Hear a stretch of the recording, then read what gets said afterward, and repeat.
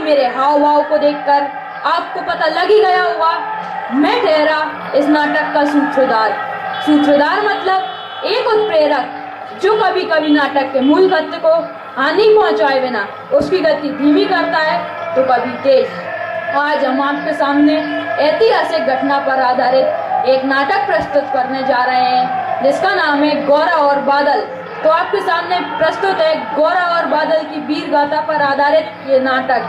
नटखट नाटक खेल खिलौना, झटपट नाटक खेल खिलौना, नटखट नाटक खेल खिलौना, झटपट नाटक खेल खिलौना, नटखट नटखट झटपट झटपट खेल खेल खेल ओ खेला खेल खिलौना।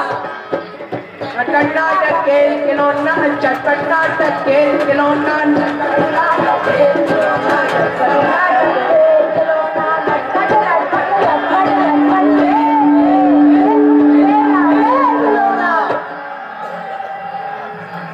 कितनी दे दूं?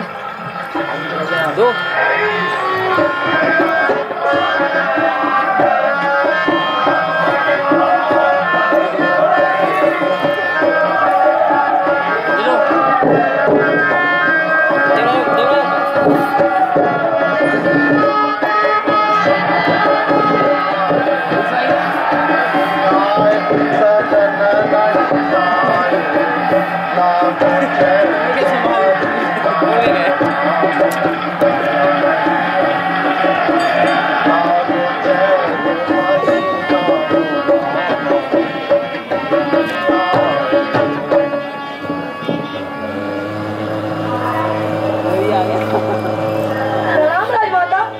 अरे कौन?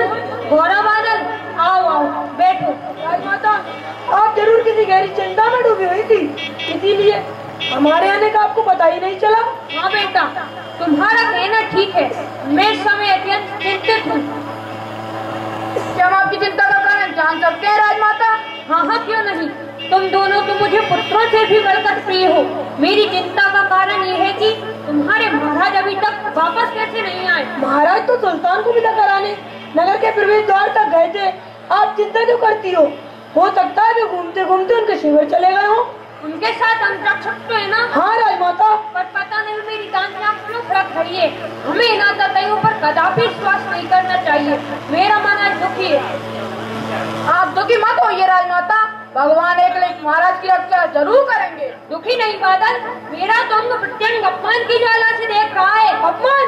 किसने आपका अपमान किया राजमाता? मैं भी उसे अपमान तुम्हारे महाराज द्वारा किया गया है। सुल्तान की शर्त मानकर के एक पद पुरुष को एक राजपूतानी के सौंदर्य का अवलोकन करने की अनुमति देना उचित था, लेकिन उसने तो आपके दर्शन दर्पण के माध्यम से किए थे ना राजमाता। आपको उसके सामने आने की आवश्यकता ही कहाँ पड़ी थी? दर्पण के माध्यम से ही सही, और हम राजपूतों के लिए यह एक लज्जाजनक प्रसंग है। देखो भैया, कभी कभी राष्ट्र की रक्षा के लिए अपमान की घूंट पीने पड़ते हैं। यदि किसी शर्त पर अलाउद्दीन चित्तौड़ से अपना घेरा उठाकर युद्ध बिना युद्ध किए वापस लौट जाता है, हजारों निरपराध लोग हमारी जाने से बच जाएंगे। राजमाता, आप एक तुच्छ भी घटना के लिए मन में विचार मत कीजिए। आप तो साक्षात दुर्गा हैं, आपके प्रति मन में विकार लाने वाला क्या जीवित रह जाएगा? तुम्हारा कहना ठीक है बेटा, पर ना जाने मुझे क्यों लग रहा है कि यह समस्या का समाधान नहीं अपितु प्रारंभ है। मेरी कांतियाँ फिर फड़क रही है। राजमाता की जय। प्रणाम मंत्री। आयुष्मान बाबा। बैठिए मंत्री जी। देवी, एक अप्रिय समाचार मुझे मिला। क्या? उस दुष्ट सुल्तान ने महाराज को जल से कैद कर लिया। ये कैसे हुआ? महाराज को शिष्टाचार के नाते उन्हें अतिथि जानकर उन्हें नगर के प्रवेश द्वार तक विदा कराने गए थे कि सुल्तान ने उन्हें अपनी मीठी मीठी बातों में बहकाकर उन्हें अपने शिविर में ले गया। और महाराज चले गए? उन्होंने कुछ तो सोचा होता। क्यों हुआ मंत्री जी? फिर वहाँ जाकर उन्होंने महाराज को अपना बंदी बना लिया। अंगरक्षक क्या कर रहे थे? अंगरक्षकों ने प्रतिकार तो किया, पर सेना के सामने उनकी क्या चलती? चारों लड़ते लड़ते वीर गति को प्राप्त। ये क्या हो गया मंत्री जी? मैंने महाराज को 1000 बार समझाया था कि इन देशों और हमारी सभ्यता एवं संस्कृति में जमीन आसमान का अंतर है। छल और कपट तो इनके रग रग में भरा हुआ है। इनकी बातों और झूठे आश्वासनों पर कतई विश्वास न करें।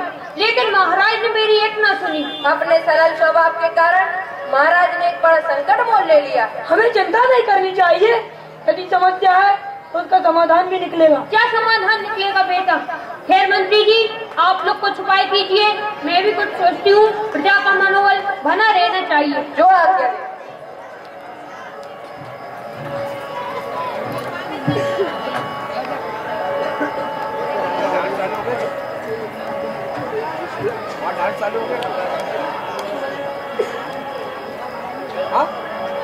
मुझे एक उपाय सुझाया देवी।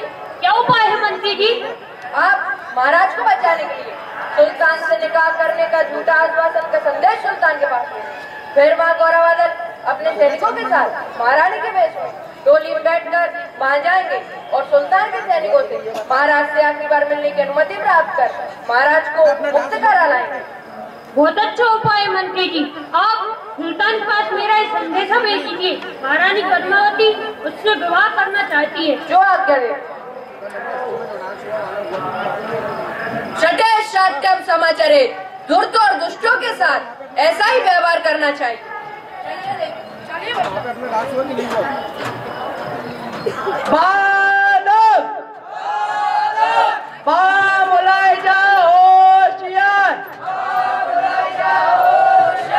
दिल्ली के सुल्तान अलाउद्दीन खिलजी तशरीफ ला रहे हैं।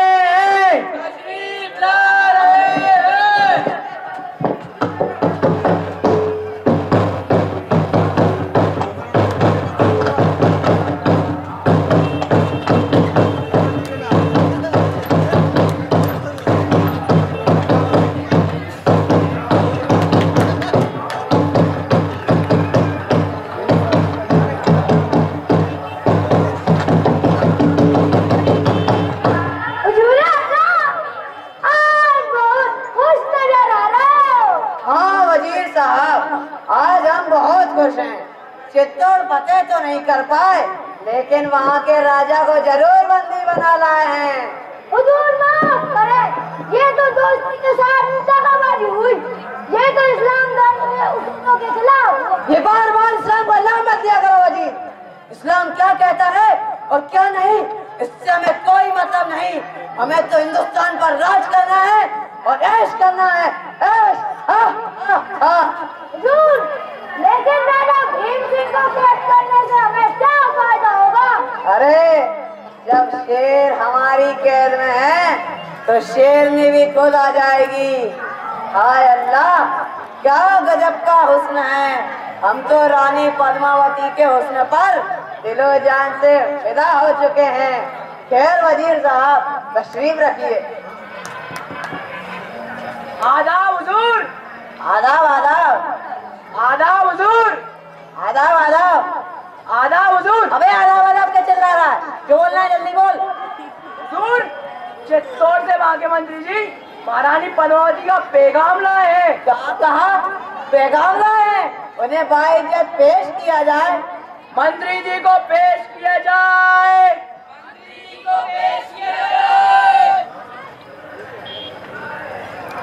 शामदीन मंत्री जी, आइए तशरीफ रखिए।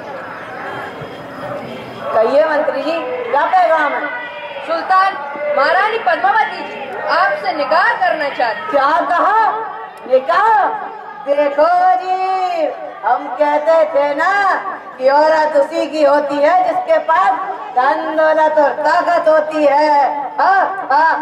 लेकिन हमारी महारानी की एक शर्त है। शर्त? हम रानी को पाने के लिए अपनी जान की बाजी लगा सकते हैं। कहिए मंत्री जी, क्या शर्त है आपकी रानी की? सुल्तान, तुम्हारे महल में आने से पहले महारानी पद्मावती जी अपने पति राणा जी से एकांत में मिलेंगी और उनके साथ उनकी 100 सहेलियां भी बंद पालकियों में आएंगी और वह भी आपसे निकाह करके आपके महल में रहेंगी। मंजूर है, मंजूर है, मंजूर है। अरे ये भी कोई शर्त हुई? ये लो मंत्री, हम तुम पर खुश हुए। सुल्तान, हम भारतीय दुश्मनों से दान नहीं लेते। महारानी पद्मावती जी सोमवार को पूर्णमासी के दिन आएंगे। इजाजत है, मंत्री जी को बाइज्जत रुखसत किया जाए। वजीर साहब, रानी के आने की खुशी में इस महल को खूब सजाया जाए और काजी को खबर करवा दी जाए कि हमारे निकाह की तैयारी रखे। तब तो रानी और उनकी बहनों के साथ हमारा महल परिस्तान बन जाएगा। परिस्तान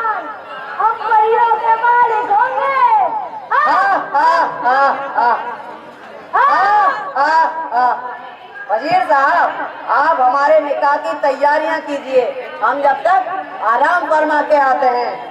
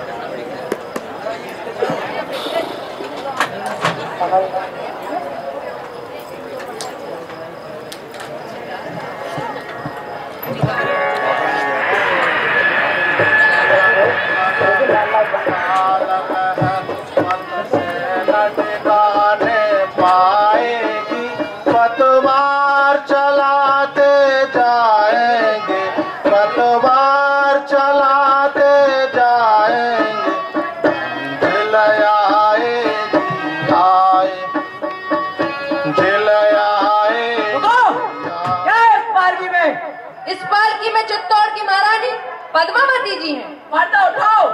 कौन है पर्दे के भीतर? पर्दा उठाना मना है। सुल्तान ने महारानी की सर मंजूर की है। अरे जाने दो चौकीदार, जाने दो। रानी को राजा से आखिरी बार मिलने नहीं दो। चाहिए मंत्री जी।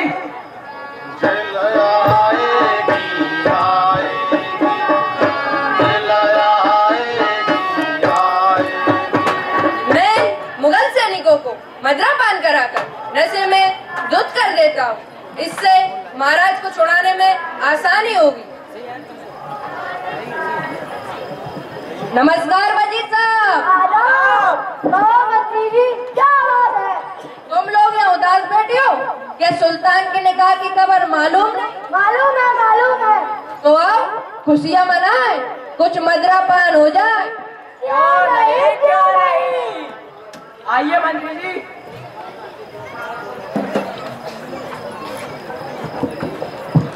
कौन है भाई? हम है महाराज। अरे गौरा तुम और बादल तुम भी, ये कौन है? महाराज, ये लाहौर महारानी बनकर आया है। सावधान महाराज, धीरे बोलिए, या दीवारों के भी कान होते हैं। मंत्री जी आप बैठिए, हम जरा फारिग होके आते हैं। मैं आपको बंधन मुक्त कराने आया हूँ महाराज। अरे ये बंदी गृह में से आवाजें कैसी? सुनना पड़ेगा।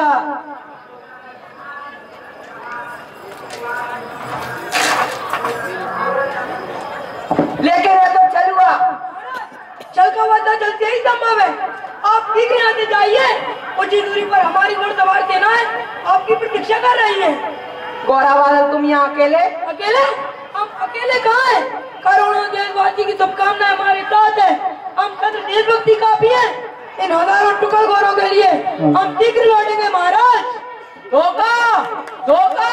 हर हर महादेव, हर हर महादेव, अल्लाह अकबर, हर हर महादेव, अल्लाह अकबर। चलिए महाराज।